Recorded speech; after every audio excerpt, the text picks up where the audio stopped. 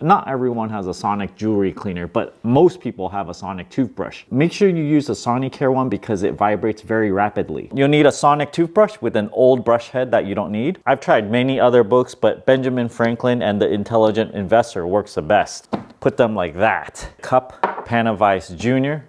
Add just enough water to cover all the bristles. A few drops of dishwashing liquid. Quarter teaspoon ammonia. You can just turn it on. Look at that vibrating action. Pulses a lot more within half an inch of the brush head. I had to wash my finger pretty quickly because there's ammonia in here. Nuts and bolts that needs cleaning. Let's try this in there. Swirl it around in there.